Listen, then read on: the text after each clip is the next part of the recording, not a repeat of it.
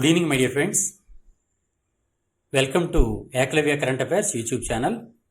APDSC, AP Constable Mains, AP Lecturers, లేదా AP high court exams లేదంటే Telangana exams, railway exams ఎవరైతే prepare అవుతున్నారో వాళ్ళందరికీ కూడా కరెంట్ అఫైర్స్ అండ్ దానికి అనుబంధంగా ఉన్నటువంటి జనరల్ స్టడీస్ విభాగాలు ఒకేసారి చదువుకునే విధంగా ప్రారంభించినటువంటి సవ్యసాచి సిరీస్కి మీ అందరికీ స్వాగతం.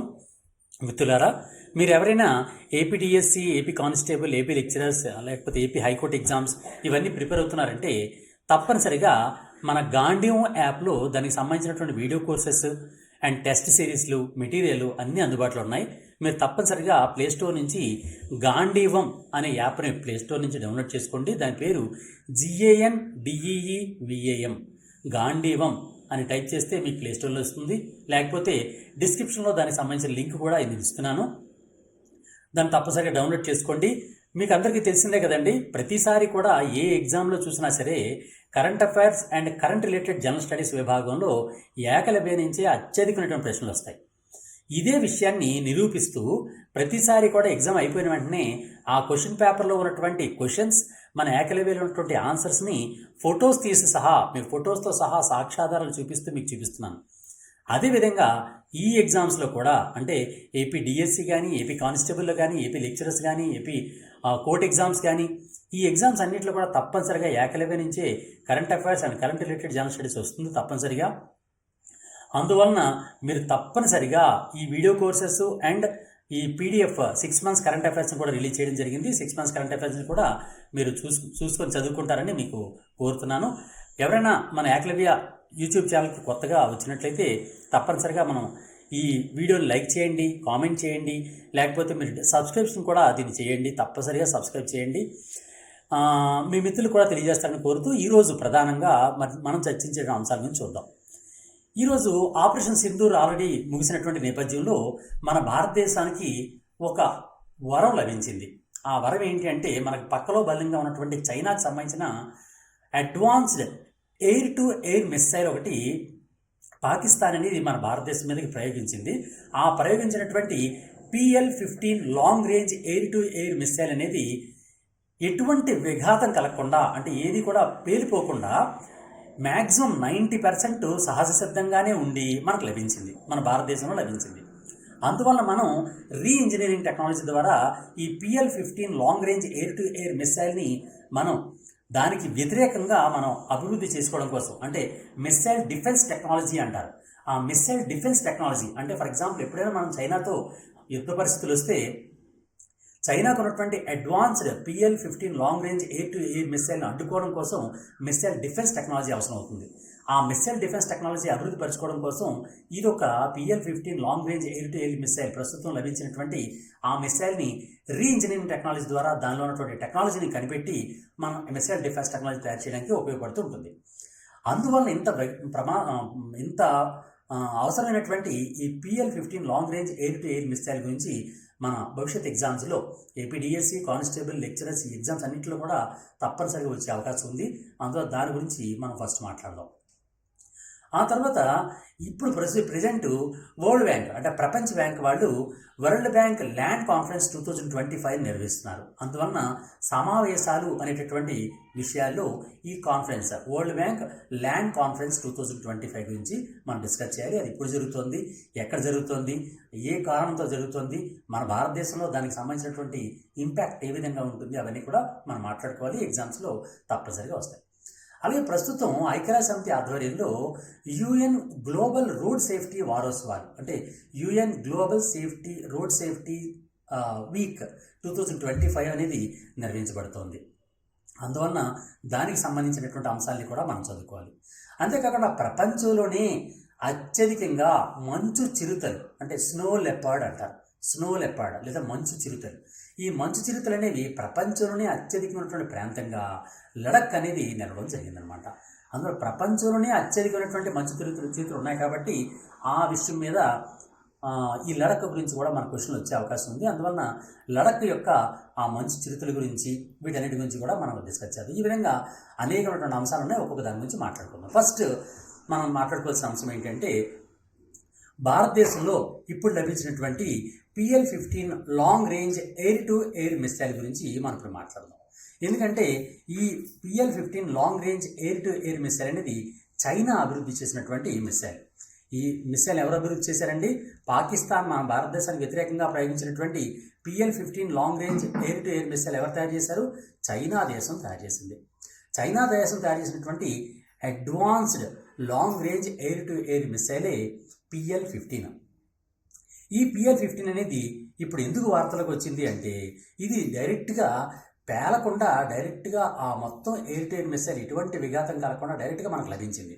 అందులో దాన్ని రివర్స్ ఇంజనీరింగ్ చేద్దాం అనుకుంటున్నారు అనమాట. అయితే ఈ చైనాలో ఉన్నటువంటి ఏ సంస్థ ఈ PL-15 మిసైల్ని తయారు చేసింది అని క్వశ్చన్ రావచ్చు. చైనాకి చెందినటువంటి aviation industries company, aviation industry corporation అంటారు దీన్ని. ఏవియేషన్ ఇండస్ట్రీ కార్పొరేషన్, ఏవిఐసి అంటారు. ఏవిఐసి చైనాకి చెందినటువంటి ఏవిఐసి. చైనాకి చెందినటువంటి ఏవిఐసి అంటే అర్థం ఏంటండి? చైనా యొక్క ఏవియేషన్ ఇండస్ట్రీ కార్పొరేషన్. ఈ చైనా ఏవియేషన్ ఇండస్ట్రీ కార్పొరేషన్ వాళ్ళు దీన్ని రూపొందించడం జరిగిందనమాట. అయితే ఈ PL-15 long range missile air to air missile యొక్క రేంజ్ అంటే పరిధి ఎంత దూరంలో ఉన్నటువంటి లక్ష్యాన్ని ఇది ఛేదించే అవకాశం ఉంటుంది అని అంటే 200 నుంచి 300 కిలోమీటర్లు. 200 నుంచి 300 కిలోమీటర్ల దూరంలో ఉన్నటువంటి లక్ష్యాన్ని ఇది ఛేదించేటువంటి కెపాసిటీ కలిగి ఉంటుందన్నమాట. ఇది ఏ రకమైనటువంటి మిసైల్, ఏ టైప్ ఆఫ్ మిసైల్, ఏ రకమైన మిసైల్ అంటే ఇది బీవీ ర్యామ్. దీన్ని ఏమంటారంటే బీవీ ర్యామ్ అంటారు. బీవీ ర్యామ్ అంటే ఏంటి కూడా చూద్దాం. బీవీ ర్యామ్ మిసైల్ అనమాట. బీవీ ర్యామ్ మిసైల్ అంటే అర్థం ఏంటంటే beyond visual range air to air missile. Beyond visual range air to air missile అంటే గాలి నుంచి గాలిలో ఉన్నటువంటి లక్ష్యాన్ని ఛేదించగలిగినటువంటి మిసైల్స్ అన్నమాట. అంటే ఒక యుద్ధ విమానం నుంచి మరో యుద్ధ విమానాన్ని ఢీకొట్టడం కోసం దీన్ని సాధారణంగా వినియోగిస్తుంటారు. దాన్ని బీవీ ర్యామ్ అంటారనమాట. అంటే beyond visual range air to air missile అంటారు. ఈ మిసైలే PL-15. ఓకే, అయితే ఇది యాక్టివ్ రాడార్తో ఇది పనిచేస్తుంటుంది అనమాట. శత్రువుల యొక్క అంటే వేరే దేశం యొక్క విమానాల్ని నాశనం చేయడం కోసం దీన్ని ఉపయోగిస్తూ ఉంటారనమాట. ఇది భారతదేశంలో ఇప్పుడు మనకి లభించింది. ఎందువల్లంటే పాకిస్తాన్ ప్రయోగించినటువంటి ఈ PL-15 మిసైల్ అనేది పేలకుండా డైరెక్ట్గా మన భూభాగంలో పడిపోయింది. అందువల్ల మనం దాన్ని తీసుకొని వెళ్ళి మన శాస్త్రవేత్తలు దాని మీద పరిశోధన చేసే అవకాశం ఉందన్నమాట. దీని మీద క్వశ్చన్ ఏ విధంగా వచ్చే అవకాశం ఉందంటే PL-15 మిసైల్ని ఏ దేశం అభివృద్ధి చేసింది? PL-15 long range air to air missile అనేది ఏ దేశానికి సంబంధించినటువంటి మిసైల్ అంటే చైనాకి సంబంధించినటువంటి మిసైల్ అనమాట. దాని రేంజ్ ఎంత ఆల్రెడీ మనం చెప్పుకున్నాం, 200 నుంచి 300 కిలోమీటర్స్. ఏ రకానికి చెందుతుంది అంటే ఎయిర్ టు ఎయిర్ మిసైల్ ఇది. ఓకే, అది ఈ విధంగా దీని మీద క్వశ్చన్లు వచ్చే అవకాశం ఉంటుంది అనమాట. నెక్స్ట్ మరొక విషయం ఏంటంటే ప్రజెంట్ మనం వరల్డ్ బ్యాంక్ యొక్క ల్యాండ్ కాన్ఫరెన్స్ అనేది ప్రస్తుతం జరుగుతుందండి. ప్రస్తుతం వరల్డ్ బ్యాంక్ యొక్క కాన్ఫరెన్స్ జరుగుతుంది. ఆ కాన్ఫరెన్స్ ఏంటి అంటే దాన్ని ఏమంటారంటే వరల్డ్ బ్యాంక్ ల్యాండ్ కాన్ఫరెన్స్ 2025 అని పిలుస్తారు. World bank land conference 2025. ఈ వరల్డ్ బ్యాంక్ ల్యాండ్ కాన్ఫరెన్స్ 2025ని ప్రస్తుతం వరల్డ్ బ్యాంక్ వాళ్ళే నిర్వహిస్తున్నారనమాట. ఈ వరల్డ్ బ్యాంక్ చేస్తున్నటువంటి ఈ కాన్ఫరెన్స్ గురించి మనం ఇప్పుడు మాట్లాడుకుందాం. ప్రజెంట్ ఈ వరల్డ్ బ్యాంక్ యొక్క ల్యాండ్ కాన్ఫరెన్స్ అనేది ఎప్పుడు నిర్వహిస్తున్నారంటే ప్రజెంట్ ఇది నిర్వహించబడుతుంది 2025 మే 5వ తేదీ నుంచి 8వ తేదీ వరకు మధ్య భాగంలో ఈ కాన్ఫరెన్స్ అనేది నిర్వహించబడింది అనమాట. ఇందుకే వరల్డ్ బ్యాంక్ యొక్క ల్యాండ్ కాన్ఫరెన్స్ అనేది ఎక్కడ నిర్వహించబడింది అంటే ఈ ప్లేస్ ఎక్కడ జరిగింది అంటే వాషింగ్టన్ DC, యుఎస్లో ఉన్నటువంటి వాషింగ్టన్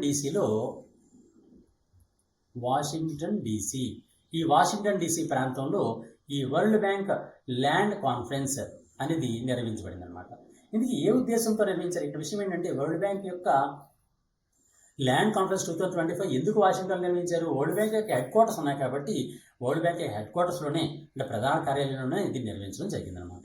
ఓకే, అయితే ఈ వరల్డ్ బ్యాంక్ యొక్క ల్యాండ్ కాన్ఫరెన్స్ అనేది ఒక ప్రధానమైనటువంటి అంశం మీద చర్చించడం కోసమని ఇది సమావేశం జరిగిందనమాట.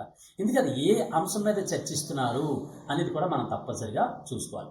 ఏ అంశం మీద అంటే సెక్యూరింగ్ ల్యాండ్ టెన్యూర్ ఆ అంశం పేరు తప్పనిసరిగా మనం గుర్తుంచుకోవాలి. Securing land tenure and access for climate action.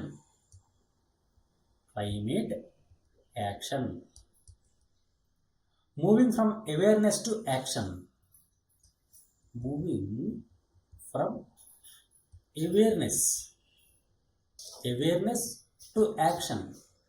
అంటే ఇప్పటివరకు మనం అవేర్నెస్లో నుంచే మాట్లాడుకున్నాం, కానీ ఆ అవేర్నెస్ మీద కాకుండా యాక్షన్లో దిగాలి.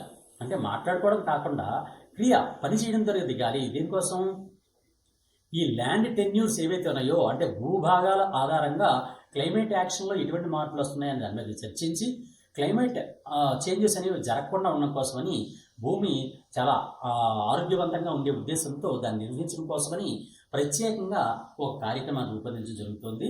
ఆ కాన్ఫరెన్సే ఇప్పుడు వరల్డ్ బ్యాంక్ ల్యాండ్ కాన్ఫరెన్స్ 2025 అని ప్రెజెంట్ జరుగుతూ ఉందన్నమాట. వరల్డ్ బ్యాంక్ యొక్క హెడ్ క్వార్టర్స్లో జరుగుతుందన్నమాట. ఇది మనం గుర్తుంచుకోవాల్సిన ప్రధాన అంశం. అయితే ఈ అంశంలో దేన్ని చర్చించడం జరిగిందంటే భూమి హక్కుల భద్రత అంటారు. అంటే వాతావరణ మార్పులకు అనుగుణంగా భూమి హక్కులు ఎలాగైతే ఉన్నాయో, అంటే ప్రభుత్వ భూమా, ప్రైవేట్ భూమా, కార్పొరేట్ భూమా, ఇలా ఆ హక్కుల ఆధారంగా హక్కులు ఉన్నప్పటికీ కూడా వాతావరణ మార్పులకి ఏవైతే విఘాతం కలగకుండా ఉండే విధంగా వాటిని నిర్వహించాలి అనే దాని మీద, భూమి హక్కుల నిర్వహణ అనే దాని మీద ఒక అంశం మీద చర్చించడం జరుగుతుంది. అంతేకాకుండా భూమి పరిపాలనలో, అంటే ఈ భూమికి సంబంధించినటువంటి దానిలో అనేకమైన సవాళ్ళు ఉంటూ ఉంటాయి. ఈ సవాళ్ళన్నిటి కూడా పరిష్కరించాలి. ఫర్ ఎగ్జాంపుల్, ఎవరో ఒక సంస్థ ఉంటుంది, అదేంటంటే పర్యావరణకు విఘాతం కలిగిస్తుంటుంది. అటువంటి పర్యావరణ విఘాతం కలిగించేటువంటి సంస్థ యొక్క ఆ భూమిని ఏ విధంగా ఆ సమస్యని పరిష్కరించాలి, అటువంటి వాటి మీద అనేకమైనటువంటి వర్క్షాప్స్ ఏర్పాటు చేయడం, టెక్నాలజీని అభివృద్ధి పరచడం, కొత్తగా ఇన్నోవేషన్స్ చేయడం అనేటటువంటి ప్రధానమైనటువంటి దృష్టితో ఈ సమావేశం అనేది ప్రస్తుతం జరుగుతూ ఉందన్నమాట. అయితే ఇక మనం గుర్తుంచుకోవాల్సినటువంటి ప్రధాన అంశం, ఈ అంశాన్ని కరెంట్ అఫైర్స్లో గుర్తుంచుకుంటాం, కానీ మనం జనరల్ స్టడీస్ విభాగంలో కూడా కంపల్సరీ గుర్తుంచుకోవాలి. ఇప్పుడు ప్రజెంట్ వరల్డ్ బ్యాంక్ యొక్క ల్యాండ్ కాన్ఫరెన్స్ జరుగుతుంది కాబట్టి భారతదేశంలో భూ పరిరక్షణ కోసం ఎటువంటి కార్యక్రమాలు చేయడం జరిగింది, what are the initiatives of Indian government యొక్క ఇనిషియేటివ్స్ ఏంటి, కార్యకలాపాలు ఏంటి, దీనికోసం ఈ భూమిని పరిరక్షించే భూమి సంబంధించినటువంటి కార్యక్రమాలు ఏంటి ఉన్నాయి అంటే, ప్రధానంగా మనం గుర్తుంచుకోవాల్సిన అంశం ఏంటంటే ఒక స్కీమ్ ఉందండి. దాని పేరు ఏం పేరంటే స్వమిత్వ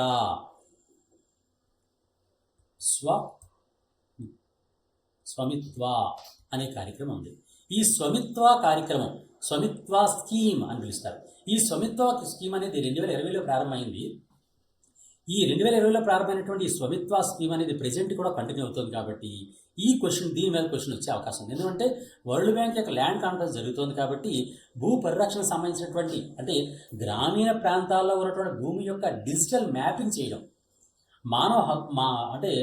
ఏవైతే హక్కులు ఉంటాయో, ఎవరైతే ఆ భూమి కలిగి ఉంటారో వారి యొక్క హక్కుల్ని రిజిస్టర్ చేయడం, ఆ రిజిస్టర్ చేసింది కూడా డిజిటల్గా రిజిస్టర్ చేయడం అనమాట. అంటే ఎవరైనా సరే తెలుసుకునే విధంగా ఉండాలి, క్లియర్గా ట్రాన్స్పరెంట్గా ఉండాలి. ఆ విధమైన లక్ష్యంతో స్వమిత్వ స్కీమ్ అనేది కేంద్ర ప్రభుత్వం ప్రారంభించింది అనమాట. ఏంటంటే లక్ష్యం ఏంటి? స్వమిత్వ స్కీమ్ యొక్క లక్ష్యం గ్రామీణ ప్రాంతాల్లో ఉన్నటువంటి భూమి యొక్క డిజిటల్ మ్యాపింగ్ చేయడం. అంతేకాకుండా ఎవరైతే హక్కుదారులు ఉంటారో ఆ హక్కుదారుల యొక్క పేర్లు కూడా రిజిస్టర్ చేయడం, పర్ఫెక్ట్ అయినటువంటి రికార్డు మెయింటైన్ చేయడం అనే లక్ష్యంతో స్వమిత్వ స్కీమ్ అనేది ప్రారంభమవడం జరిగింది. ఇందుకు స్వమిత్వ స్కీమ్కి పూర్తి పేరు అవుతుందన్నమాట, ఎబ్రివేషన్. అది ఏంటి అంటే survey of villages and mapping with improvised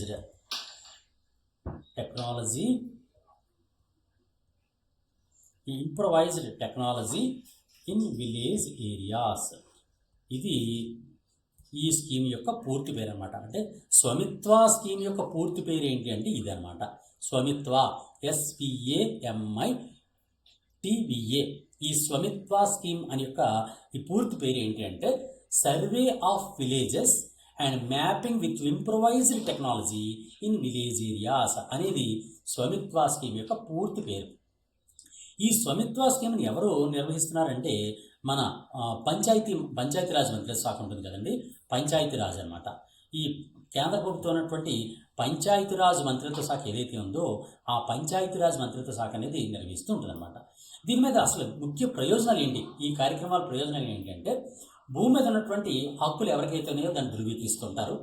దానివలన బ్యాంకులు సులువుగా ఆ భూమి హక్కుదారైనటువంటి వ్యవసాయదారులకి బ్యాంకులు సులువుగా రుణాలు ఇచ్చే అవకాశం ఉంటుంది.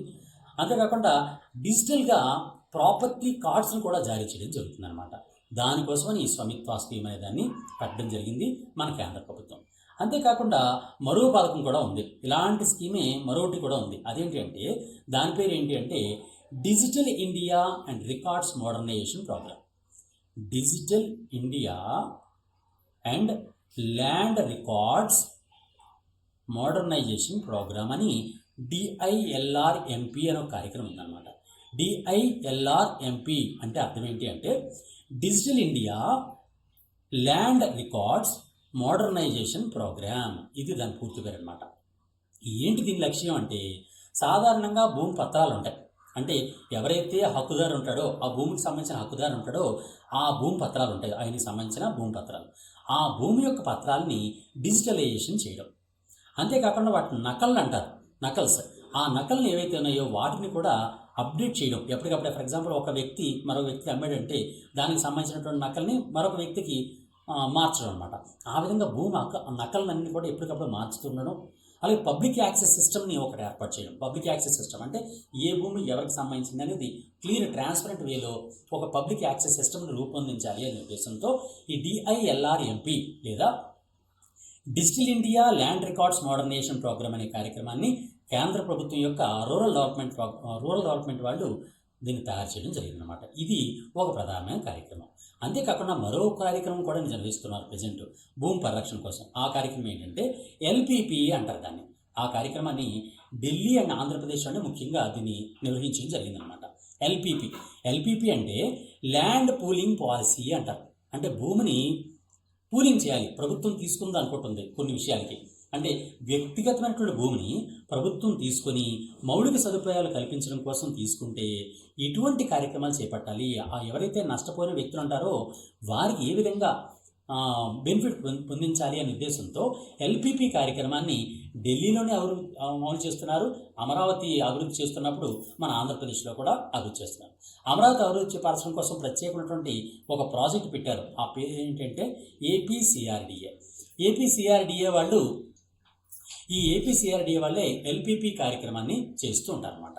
ఈ LPP కార్యక్రమం ద్వారా ఏం చేస్తూ ఉంటారు, సాధారణంగా ఏ కార్యక్రమం చేస్తారు అంటే ఈ మా అమరావతి కార్యక్రమం ఏదైతే ఉందో అమరావతి ఏదైతే ఉందో ఆ అమరావతిని అభివృద్ధి పరచడం కోసం అనేక వేల ఎకరాల భూమిని ప్రభుత్వం తీసుకోవడం జరిగింది. మరి అలాంటప్పుడు ఆ ప్రభుత్వం తీసుకున్నటువంటి ఆ భూమి యొక్క కోల్పోయినటువంటి రైతులు ఉంటారు, ఆ రైతులకి మేలు చేసే ఉద్దేశంతో LPP ప్రోగ్రామ్ చేయడం జరిగింది. ఏపీసీఆర్డీ అంటే తెలుసు కదండి, Andhra Pradesh capital region development authority. Andhra Pradesh capital region development authority. Andhra Pradesh capital region development అథారిటీని ఏపీసీఆర్డీఏ అని పిలుస్తుంటారు. ఈ ఏపీసీఆర్డీఏకి అవసరమైనటువంటి భూములు తీసుకోవడం కోసం అమరావతి ప్రాజెక్ట్ నిర్వహించడం కోసం ప్రత్యేకంగా ఈ LPP ప్రోగ్రామ్ని మన ఆంధ్రప్రదేశ్ గవర్నమెంట్లో కూడా పెట్టడం జరిగిందన్నమాట. అంతేకాకుండా ఈ ల్యాండ్స్లోనే ఫారెస్ట్ ల్యాండ్స్ ఉంటాయి. ఆ ఫారెస్ట్ ల్యాండ్స్ని ప్రొటెక్ట్ చేయడం కోసమని, అంటే అటవీ భూముల్ని ప్రొటెక్ట్ చేయడం కోసమని ఫారెస్ట్ రైట్స్ యాక్ట్ అని 2006లో ఒక యాక్ట్ని కూడా చేయడం జరిగింది పార్లమెంట్ అనమాట. ఫారెస్ట్ రైట్స్ యాక్ట్ అంటే అటవీ హక్కుల చట్టం అనమాట. అటవీ హక్కుల చట్టం 2006 అనేది అడవుల్లో నివసించేటటువంటి ఆదివాసీలు ఎవరైతే ఉన్నారో ఆ ఆదివాసీలకి భూమి మీద ఉన్నటువంటి హక్కుల్ని మంజూరు చేయడం కోసమని ఫారెస్ట్ రైట్స్ యాక్ట్ 2006 కూడా నిర్వహించడం జరిగింది. అంతేకాకుండా ఒక పోర్టల్ కూడా నిర్వహిస్తున్నారు ఈ మధ్యకాలంలో. ఆ పోర్టల్ పేరు ఏం పేరు అంటే భూమి హక్కులు పరిరక్షించడం కోసమని మన కేంద్ర ప్రభుత్వం ఒక పోర్టల్ కూడా నిర్వహిస్తుంది. ఆ పోర్టల్ పేరు ఏం పేరు అంటే ఈ గ్రామ్ స్వరాజ్ అనేటటువంటి ఒక పోర్టల్ కూడా నిర్వహిస్తున్నారు. ఇది ఏం చేస్తుంటుందంటే పంచాయతీ స్థాయిలో, అంటే ఒక గ్రామంలో ఒక పంచాయతీ ఉంది, ఆ పంచాయతీ స్థాయిలో ఉన్నటువంటి డిజిటల్గా భూమి యొక్క డేటా నిర్వహిస్తూ ఉంటుందన్నమాట. ఈ డిజిటల్ భూమి ఎవరికైనా అమ్మకం లేదా కొనుగోలు చేస్తుంటే ఎప్పటికప్పుడు మార్పు చేయడం కోసం పంచాయతీ స్థాయిలో డిజిటల్గా ఒక ప్రత్యేకమైనటువంటి డేటాని నిర్వహిస్తున్నటువంటి దాన్ని ఈ గ్రామ్ స్వరాజ్ పోర్టల్ అని పిలుస్తారన్నమాట. ఓకేనండి, ఇది స్వమిత్వ స్కీమ్లతో అనుసంధానం జరిగింది. ఈ స్వమిత్వ స్కీమ్ ఏదైతే ఇందాక చెప్పానో ఆ స్వమిత్వ స్కీమ్లోని ఈ గ్రామ్ స్వరాజ్ అనేది ఒక అంతర్భాగంగా ఉంటుంటుంది అనమాట. ఇది భారతదేశంలో చేపట్టినటువంటి కార్యక్రమాలు. ఓకేనండి, ఇక్కడ మనం వరల్డ్ బ్యాంక్ యొక్క ల్యాండ్ కాన్ఫరెన్స్ 2025 గురించి మాట్లాడుకున్నాం అంటే ఓన్లీ కరెంట్ అఫైర్స్ అది. కానీ దానికి అనుబంధంగా జనరల్ స్టడీస్ విభాగంలో ఏంటంటే చదువుకున్నాం మనం ఇప్పుడు మన భారతదేశంలో నిర్వహిస్తున్నటువంటి అంటే కేంద్ర స్థాయి నుంచి రాష్ట్ర స్థాయి వరకు నిర్వహిస్తున్నటువంటి ప్రధాన కార్యక్రమాల గురించి కూడా మాట్లాడుకున్నాం. ఫర్ ఎగ్జాంపుల్ స్వమిత్వ స్కీమ్ గురించి మాట్లాడుకున్నాం, అలాగే డిఐఎల్ ఆర్ఎంపీ గురించి మాట్లాడుకున్నాం, ల్యాండ్ పూలింగ్ గురించి మాట్లాడుకున్నాం, ఏ రాష్ట్రాలు ల్యాండ్ పూలింగ్ చేస్తున్నాయి, ఆంధ్రప్రదేశ్, ఢిల్లీ, ఇలాంటివి మాట్లాడుకున్నాం. అలాగే ఫారెస్ట్ రైట్స్ యాక్ట్ గురించి మాట్లాడుకున్నాం, భూమి హక్కుల యొక్క డిజిటలైజేషన్ గురించి మాట్లాడుకున్నాం, ఇలా ఈ గ్రామ్ స్వరాజ్ గురించి మాట్లాడుకున్నాం. ఇవన్నీ కూడా ఏంటి జనరల్ స్టడీస్ విభాగంలో మనకు వస్తాయి అన్నమాట. ఈ విధంగా ప్రతి అంశానికి సంబంధించినటువంటి ఏదైనా మనం అంశం మాట్లాడుతున్నామంటే తప్పనిసరిగా మనం ఏ విధంగా మాట్లాడాలి, దానికి సంబంధించినటువంటి కంప్లీట్ ఇన్ఫర్మేషన్ అంటే ఎలా అంటే దాని పుట్టుపూర్వతలు అంతా కూడా మాట్లాడుకుంటే క్వశ్చన్ అనేది ఏ విధంగా ఇచ్చినప్పటికి కూడా క్వశ్చన్ ఏ విధంగా మార్చి ఇచ్చినప్పటికి కూడా మనం ఈజీగా దానికి సంబంధించినటువంటి ఆన్సర్ని మనం చేయగలుగుతూ ఉంటాం అన్నమాట. సరే, next UN global road safety week అనేది ప్రజెంట్ నిర్వహించబడుతుందన్నమాట. 2025 యుఎన్ గ్లోబల్ రోడ్ సేఫ్టీ వారోత్సవాలు అంటారు. ఈ గ్లోబల్ సేఫ్టీ వారోత్సవాలు ఎప్పుడు నిర్వహిస్తున్నారు తెలుసండి? 2025 మే 12 నుంచి 18 వరకు నిర్వహిస్తున్నారు. అంటే ప్రజెంట్ ఈ రోజు కూడా ఇది నిర్వహిస్తున్నారు. అంటే నిన్నే ప్రారంభించారనమాట. ఈరోజు 13వ తారీఖు, మే 13వ తారీఖు కాబట్టి ఇది 2025 మే 12 నుంచి 18 మధ్యకాలంలో ఈ 2025 ఐక్యరాజ్య సమితి యొక్క యుఎన్ గ్లోబల్ రోడ్ సేఫ్టీ వారోత్సవాలు అనేవి ప్రస్తుతం నిర్వహించబడటం జరుగుతుందన్నమాట. ఇక్కడ విషయం ఏంటి అంటే స్ట్రీట్స్ ఫర్ లైఫ్ అనేటటువంటి ఒక కార్యక్రమం ప్రారంభించారండి. స్ట్రీట్స్ ఫర్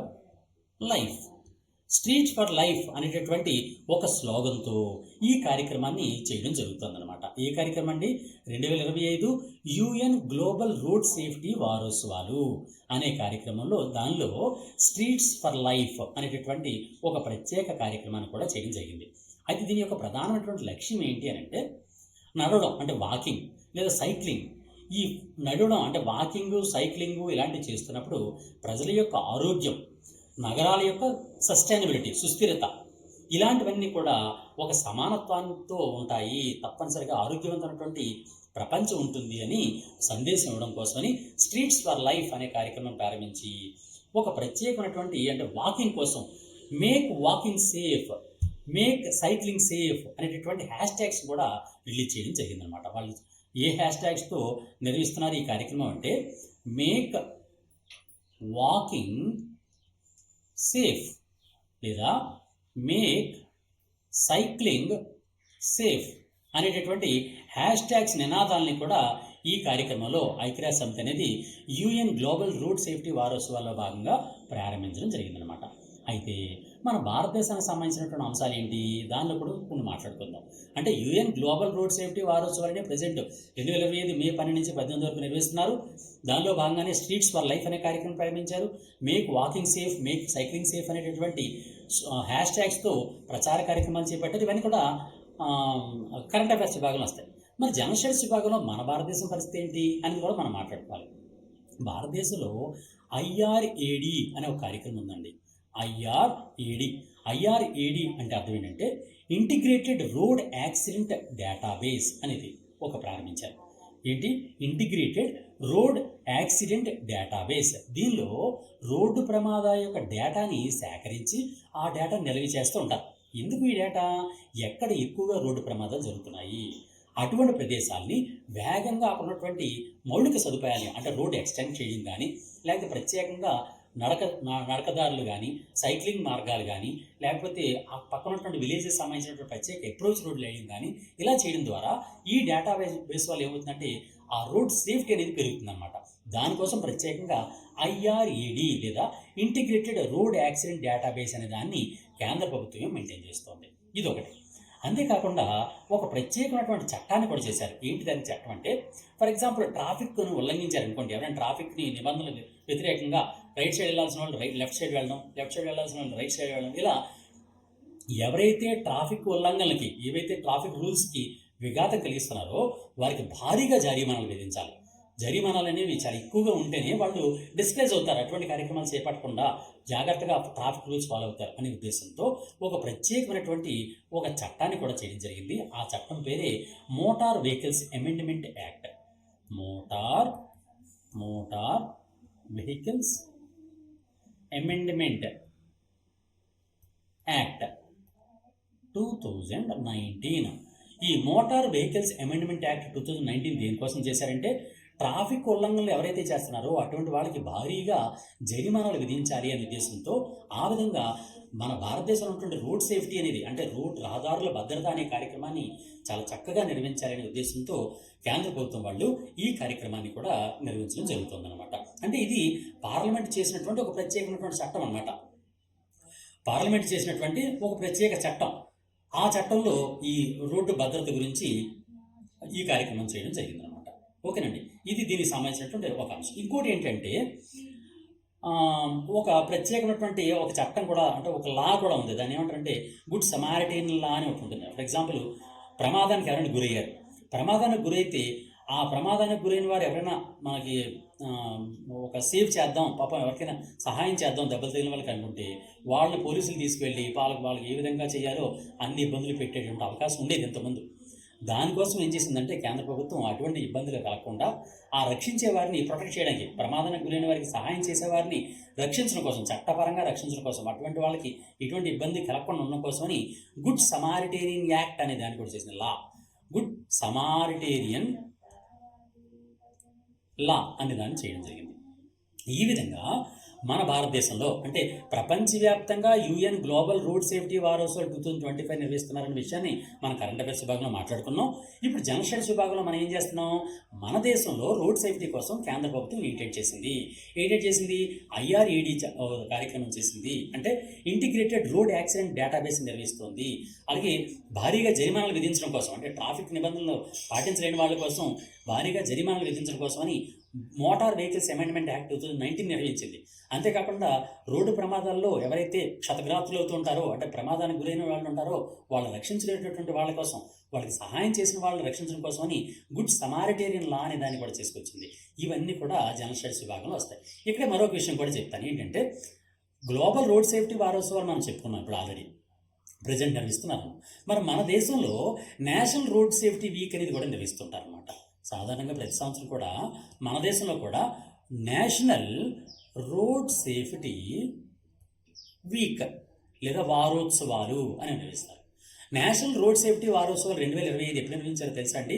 జనవరిలో నిర్వహించారు. జనవరి 11 నుంచి 17 మధ్యకాలంలో మన భారతదేశంలో జాతీయ రోడ్డు భద్రతా వారోత్సవాలు అని చేశారు. ఈ జాతీయ రోడ్డు భద్రతా వారోత్సవాలకి ఒక థీమ్ని కూడా ఎన్నుకున్నారు. దానికి ఆ థీమ్ మన భారతదేశంలో నిర్వహించినటువంటి జనవరి 11 నుంచి జనవరి 17 వరకు నిర్వహించినటువంటి జాతీయ రోడ్డు భద్రతా వారోత్సవాల్లో థీమ్ ఏంటంటే be a road safety hero. Be a road safety hero. ఈ be a road safety hero అనేది ఒక థీమ్గా తీసుకోవడం జరిగిందనమాట. ఈ విధంగా అనేకమైనటువంటి awareness campaigns, workshops, seminars, community engagements, ఇలా చాలా కార్యక్రమాలు మనం నేషనల్ రోడ్ సేఫ్టీ వీక్ 2025 జనవరి 11 నుంచి 17 దాకా చేసినటువంటి కార్యక్రమాల్లో చేయడం జరిగిందనమాట. ఇవి దీనికి సంబంధించినటువంటి ప్రధాన అంశాలు. ఇక్కడ ఇంకో విషయం చెప్పాను కదండి, ఇక్కడ థీమ్ అనేది నేషనల్ రోడ్ సేఫ్టీ వీక్ యొక్క theme be a road safety hero అని చెప్పాను. మరి యుఎన్ గ్లోబల్ రోడ్ సేఫ్టీ వారోత్సవం యొక్క థీమ్ ఏంటి అంటే స్ట్రీట్స్ ఫర్ లైఫ్. చెప్పారు కదా ఇందాక, దాని పేరే స్ట్రీట్స్ ఫర్ లైఫ్ అనేది థీమ్ అనమాట. Streets for life. అలాగే make walking safe, make cycling safe అనేటటువంటి నినాదంతో స్ట్రీట్స్ ఫర్ లైఫ్ అనేటటువంటి ఒక థీమ్తో మే 12 నుంచి 18 వరకు యుఎన్ గ్లోబల్ రోడ్ సేఫ్టీ వారోత్సవాలు నిర్వహించడం జరిగింది. ఓకేనండి, ఇది దీనికి సంబంధించిన ప్రధాన అంశం. నెక్స్ట్ మరొకటి చూద్దాం. అదేంటంటే లడఖ్లో మంచు చిరుతలు అనేవి ప్రపంచంలోనే అత్యధికంగా ఉన్నాయని ఈరోజు ఒక రిపోర్ట్ విడుదలైందనమాట. ప్రపంచంలోనే, ఓన్లీ ఇండియాలో కాదు, ప్రపంచంలోనే అత్యధికంగా లడఖ్లో, ఓన్లీ భారతదేశంలో కాకుండా ప్రపంచంలోనే అత్యధికంగా మంచు చిరుతలు ఉన్నాయి అని చెప్పారు. ఈ మంచు చిరుతలు ప్రపంచంలో ఎక్కువ ఉన్నాయి కాబట్టి మనం దాని గురించి తప్పనిసరిగా క్వశ్చన్ వచ్చే అవకాశం ఉంటుందన్నమాట. ఎందుకు ఎన్ని ఉన్నాయట? లడఖ్ ప్రాంతంలో 477 ఉన్నాయి మంచు చిరుతలు. స్నో లెపర్డ్స్ అంటారు వాటిని. స్నో లెపర్డ్స్ అంటే మంచు ప్రాంతంలో ఉన్నటువంటి లెపర్డ్స్ అనమాట. లెపర్డ్స్ అంటే చిరుతపుల్లు. ఈ చిరుతపుల్లు మంచు ప్రాంతంలో ఉంటాయి. అవి కొత్త రకమైనటువంటి జాతి అనమాట. సాధారణంగా చూడండి, పులి ఉందనుకోండి, పులి మనం ఏమేమి పిలుస్తాం? ప్యాంథెరా టైగ్రిస్ అంటాం. Pantera Tigris. అదే సింహం ఉందనుకోండి, దాన్ని ప్యాంథ్రియా లియో అంటాం. ప్యాంథ్రియా లియో అంటాం. అలా కాకుండా దీనికి ప్యాంథ్రియా అల్సియా. ప్యాంథెరా దీని యొక్క శాస్త్రీయనామం ప్యాంథ్రియా అన్సియా. దీని ప్యాంథెరా అన్సియా అంటారు అనమాట. మంచు చిరుత యొక్క సైంటిఫిక్ నేమ్ ఏంటి అంటే ప్యాంథెరా అన్సియా. నిజానికి నేను సైన్స్ అసిస్టెంట్ ప్రొఫెసర్ని, అందువల్ల ప్రతి సైంటిఫిక్ నేమ్ కూడా నేను చెప్పేస్తుంటాను. కానీ ఇది కూడా మన సైన్స్ అండ్ టెక్నాలజీ విభాగంలో కూడా ఇది ఇంపార్టెంట్ అనమాట. ఈ విధంగా మంచు చిరుత యొక్క సైంటిఫిక్ నేమ్ ఏంటి అంటే ప్యాంథెరా అన్సియా. అదే టైగర్ ఉందనుకోండి, మామూలు పులి, ఆ పులి యొక్క శాస్త్రనామం ఏంటి? Pantera Tigris. సింహం ఉందనుకోండి, ప్యాంథ్రియా లియో అంటారు. ఇలా ఒక్కొక్కటి ఒక్కొక్క జాతి అనమాట. ప్యాంథెరా అనేది ప్రజాతి అంటారు, జీనస్ అంటారు. అన్సియా అనేది జాతి అనమాట. ఇలా 2 భాగాలు ఉంటాయి. సరే, ఏదైనా కానీ మొత్తం మనకు కావాల్సిన పాయింట్ ఏంటంటే ప్రపంచంలో అత్యధికంగా మంచు చిరుతలు ఉన్నటువంటి ప్రాంతంగా ఇటీవల ఏ ప్రాంతం గుర్తించబడింది అంటే లడఖ్ ప్రాంతం గుర్తించబడింది.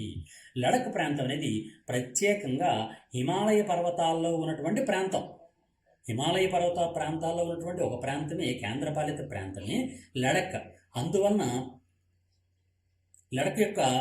లడఖ్ గురించి మనం తప్పనిసరిగా మనం గుర్తుంచుకోవాలన్నమాట. ఇప్పుడు ఈ లడఖ్కు సంబంధించినటువంటి ఈ వీటి గురించి మాట్లాడుకుందాం. మంచు చిరుతని సాధారణంగా లడఖ్లో ఏమని పిలుస్తారు తెలుసా అండి? షాన్ అని పిలుస్తారు. షాన్. మంచు చిరుతని అంటే స్నో లెపర్డ్ని ఏమని పిలుస్తారంటే షాన్ అని పిలుస్తారు. షాన్ అంటే మంచు చిరుత అని అర్థం అనమాట. మంచు చిరుత. ఆ మంచు చిరుత అనే దాన్ని షాన్ అని పిలుస్తారు. ఈ షాన్ అని పిలిచేటటువంటి ఇవి ఇంచుమించుగా 3000 నుంచి 4500 మీటర్ల ఎత్తులో ఇవి సాధారణంగా ఉంటాయన్నమాట. ఇవన్నీ కూడా ప్రెడేటర్స్ అంటే సాధారణంగా మనకు తెలుసు కదండి, మాంసాహార జంతువులు అనమాట. మాంసాహార జంతువులు అయినటువంటి ఈ జీవులన్నీ కూడా ఈ మామూలుగా మన దగ్గర అయితే చిరుతపుల్లు ఉంటాయి, చిరుతపుల్లు ఉంటాయి, అవన్నీ కూడా ఉంటాయి.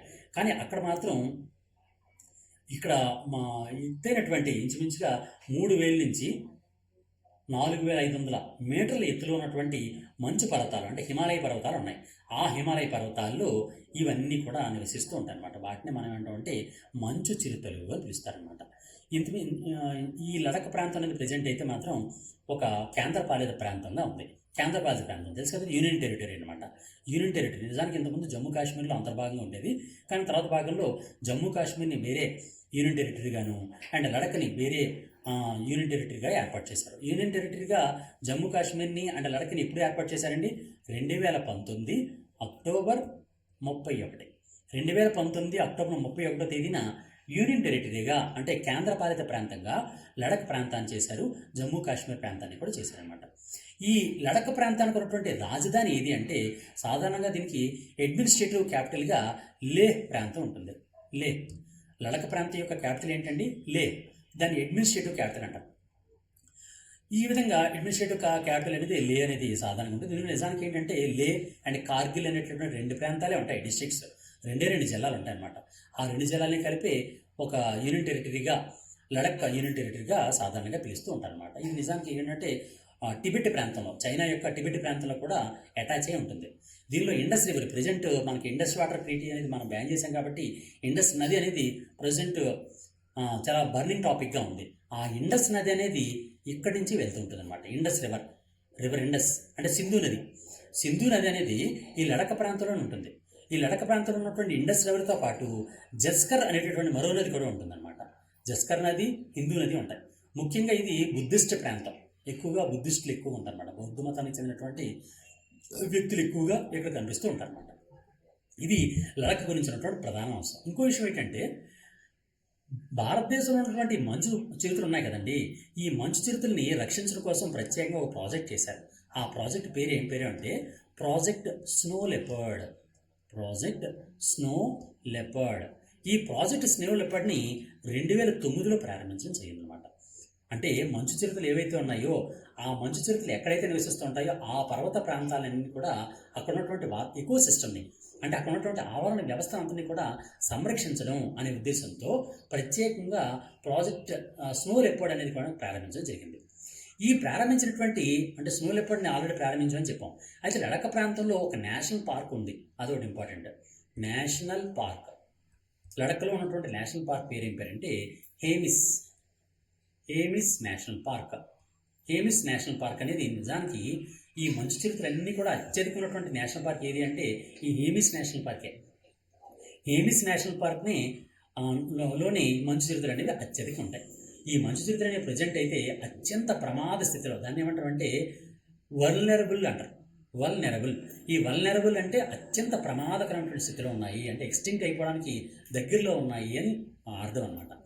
ఈ విధంగా ఎక్స్టింక్ట్ అయిపోతున్నటువంటి లేదా వల్నరబుల్గా అత్యంత విలుప్తమవుతున్నటువంటి జంతువులన్నీ రక్షించడం కోసమని మన భారతదేశంలో పార్లమెంటు ఒక చట్టం చేసింది. ఆ చట్టం మన జనరల్ స్టడీస్ విభాగంలో మనం చదువుకోవాలి. ఆ చట్టం పేరే వైల్డ్ లైఫ్ ప్రొటెక్షన్ యాక్ట్ లేదా వైల్డ్ లైఫ్ ప్రొటెక్షన్ యాక్ట్ 1972. ఈ వైల్డ్ లైఫ్ ప్రొటెక్షన్ యాక్ట్ని ఏమంటారు అంటే వన్యప్రాణి సంరక్షణ చట్టము అంటాం. వన్యప్రాణి సంరక్షణ చట్టము. ఈ వన్యప్రాణి సంరక్షణ చట్టం 1972 ప్రకారమే ఈ మంచు చిరుతల్ని కూడా సంరక్షించడం జరుగుతుందన్నమాట. ఓకేనండి, ఇది మంచు చిరుతలకు సంబంధించినటువంటి ప్రధాన అంశం. అయితే ఇక్కడ ఇంకో విషయం మీకు చెప్తాను. ఏంటంటే ఇప్పుడు నేషనల్ పార్క్ చెప్పాను, హేమిస్ నేషనల్ పార్క్ ఉంటుంది అని చెప్పాను. అలాగే వన్యప్రాణి సంరక్షణ కేంద్రం కూడా ఒకటి ఉంటుంది అక్కడ, వైల్డ్ లైఫ్ శాంక్చురీ అంటారు. ఆ వైల్డ్ లైఫ్ శాంక్చురీ పేరు ఏం పేరంటే చాంగ్తాంగ్ వైల్డ్ లైఫ్ శాంక్చురీ. ఈ చాంగ్తాంగ్ వైల్డ్ లైఫ్ శాంక్చురీ ఎక్కడ ఉంది అంటే లడఖ్లోనే ఉందన్నమాట. అన్నిటికన్నా ఒక విశిష్టమైనటువంటిది, ఎందుకంటే ఇక్కడ ప్రధానంగా జీవ వైవిధ్యం ఎక్కువ ఉంటుంది అనమాట, బయోడైవర్సిటీ ఎక్కువ ఉంటుంది. అంటే ఈ లిపర్డ్స్ ఏవైతే ఉన్నాయో స్నో లిపర్డ్స్ అన్నీ కూడా ఈ ప్రాంతంలో ఎక్కువ ఉంటాయి కాబట్టి ఆ విధంగా దీన్ని కూడా మనం తప్పనిసరిగా గుర్తించుకోవాలన్నమాట. ఇది దీనికి సంబంధించినటువంటి ప్రధాన అంశం. ఓకే, ఈ విధంగా మనం దీనికి సంబంధించినటువంటి ప్రధాన అంశాలన్నీ కూడా ఈరోజు మనం చదువుకున్నటువంటి ప్రధాన అంశాలు ఏంటంటే ప్రధానంగా భారతదేశంలో చైనా యొక్క PL-15 long range air to air మిసైల్ని పాకిస్తాన్ మన దేశం మీద ప్రయోగించింది. ఆ పాకిస్తాన్ ప్రయోగించినటువంటి PL-15 long range air to air missile అనేది మన భారతదేశంలో చెక్కు చెదరకుండా పేరకుండా పడిపోయింది భారతదేశంలో. అది మనకు లభించింది. దాన్ని రివర్స్ ఇంజనీరింగ్ టెక్నాలజీ ద్వారా రీఇంజనీరింగ్ రివర్స్ ఇంజనీరింగ్ అంటారు. అంటే కన్స్ట్రక్షన్ చేసిన దాన్ని ఒక సిస్టమేటిక్ వేలో బ్యాక్ వెళ్ళడం అనమాట, మళ్ళీ కన్స్ట్రక్షన్ చేయడం. ఆ విధంగా చేస్తే అది ఏ విధంగా టెక్నాలజీ ఉపయోగించారు, దానిలో ఎలాంటి ఎలక్ట్రానిక్ ఎక్విప్మెంట్ ఉపయోగించారు అనే విషయం మనకి ఈజీగా తెలిసిపోతుంది. ఆ విధంగా తెలియడం ద్వారా మిసైల్ డిఫెన్స్ టెక్నాలజీ తెలుసుకుంటాం. చైనా యొక్క మిసైల్ డిఫెన్స్ టెక్నాలజీని ఈజీగా మనం తెలుసుకొని దానికి యాంటీగా మిసైల్ డిఫెన్స్ మెకానిజంను మనం రూపొందించుకోవడం కోసం ఉపయోగపడుతుందని PL-15 long range air to air missile గురించి మనం తప్పనిసరిగా చదువుకున్నాం. అంతేకాకుండా ప్రపంచ బ్యాంక్ యొక్క వరల్డ్ బ్యాంక్ ల్యాండ్ కాన్ఫరెన్స్ 2025 మాట్లాడుకుంటూ భారతదేశంలో ఈ భూముల పరిరక్షణ కోసం ఇటువంటి కార్యక్రమాలు చేపట్టాలనే విషయాన్ని జనరల్ స్టడీస్ విభాగంలో పూర్తిగా మాట్లాడుకున్నాం. అలాగే UN గ్లోబల్ రోడ్ సేఫ్టీ వారోత్సవాలు 2025 గురించి మాట్లాడుకుంటూ భారతదేశంలో నేషనల్ గ్లోబల్ రోడ్ సేఫ్టీ వారోత్సవం గురించి మాట్లాడుకున్నాం. భారతదేశంలో రోడ్ సేఫ్టీ ఉన్నటువంటి వేరు చట్టాల గురించి కూడా మాట్లాడుకున్నాం. అలాగే లడఖ ప్రాంతం అనేది ప్రపంచంలోనే అత్యధిక మంచు చిరుతలు ఉన్నటువంటి ప్రాంతంగా నిలిచింది. అందువలన ఆ మంచు చిరుతల గురించి మాట్లాడుకున్నాం. మంచు చిరుతలు ఉన్నటువంటి వాటి యొక్క సైంటిఫిక్ నేమ్స్ గురించి మాట్లాడుకున్నాం. వల్నరబిలిటీ గురించి మాట్లాడుకున్నాం. లడఖ ప్రాంతంలో ఉన్నటువంటి క్యాపిటల్స్ గురించి, అక్కడ ఉన్నటువంటి నేషనల్ పార్క్స్ గురించి, వైల్డ్ లైఫ్ శాంక్చురీస్ గురించి కూడా మనం పూర్తిగా జనరల్ స్టడీస్ విభాగంలో మాట్లాడుకున్నాం అన్నమాట. ఈ విధంగా మనం ప్రతి అంశానికి సంబంధించి 360 degrees యాంగిల్లో మనం అన్ని కూడా చర్చించడం జరిగింది. ఇది ఈ రోజుకి సంబంధించిన విషయం. మీరు ఎవరైనా సరే APDSC constable lecturer jobs, junior lecturer, degree lecturer, polytechnic lecturers, లేకపోతే కోర్టు ఎగ్జామ్స్ ఇవన్నీ ప్రిపేర్ అవుతున్నారంటే తప్పనిసరిగా మీరు గాంధీవం యాప్ను డౌన్లోడ్ చేసుకోండి. GANDEEVAM గాంధీవం అని ప్లే స్టోర్లో కొడితే మన యాప్ వచ్చేస్తుంది. లేదనుకుంటే ఇక్కడ డిస్క్రిప్షన్లో దానికి సంబంధించిన లింక్ కూడా ఇస్తాను. ఆ యాప్ని డౌన్లోడ్ చేసుకోండి. దానిలో మీకు కరెంట్ అఫైర్స్ మీకు లభిస్తూ ఉంటాయి, ఫ్రీ కరెంట్ అఫైర్స్ వీడియోస్ వస్తాయి. అంతేకాకుండా మీకు ఏ ఎగ్జామ్ ప్రిపేర్ అవుతున్నారో ఆ ఎగ్జామ్ సంబంధించిన పూర్తి వీడియో కోర్సెస్, టెస్ట్ సిరీస్లు, మెటీరియల్ అన్నీ కూడా అందులో అవైలబిలిటీ ఉంటాయి. అందువల్ల మీరందరూ కూడా తప్పనిసరిగా గాంధీ యాప్ని డౌన్లోడ్ చేసుకుంటే మిమ్మల్ని కోరుతున్నాను. అంతేకాకుండా మిత్రులారా, నాదొక చిన్న విన్నపం. అదేంటంటే మరింత మంది ఎక్కువ మంది మిత్రులకి మన వీడియోస్ చేరే విధంగా మీరు తప్పనిసరిగా ఒక లైక్ చేయండి. అంతే మీరు చేయాల్సినంత కూడా కేవలం ఒక లైక్. ఈ వీడియోని ఒక లైక్ చేయండి, మీరు కామెంట్ తెలియజేయండి.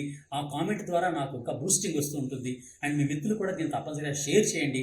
ఆ షేర్ చేయడం ద్వారా తప్పనిసరిగా మీరు దానికి సంబంధించినటువంటి అంటే నాకు ఇంకా హెల్ప్ అవుతుంటుంది. అందువల్ల తప్పనిసరిగా ఆ విధంగా చేయాలని మిమ్మల్ని అందరినీ కోరుతున్నాను.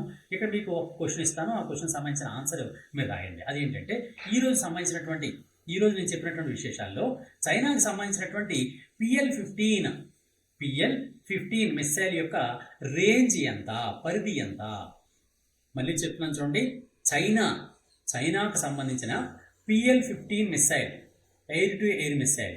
ఈ PL-15 air to air missile యొక్క పరిధి ఎంత, రేంజ్ ఎంత అనేది తప్పనిసరిగా నాకు తెలియజేయండి. ఒక కామెంట్ రూపంలో తెలియజేయండి. ఆ కామెంట్ మీరు పెట్టి మీరు రేపు దాని నుంచి మీరు ఆ కామెంట్ కూడా నేను తప్పనిసరిగా రిప్లై ఇస్తాను. తప్పనిసరిగా కామెంట్ తెలియజేయండి, లైక్ చేయండి, మీ మిత్రులందరూ కూడా షేర్ చేస్తారని కోరుతూ all the best. God bless you. Thank you very much.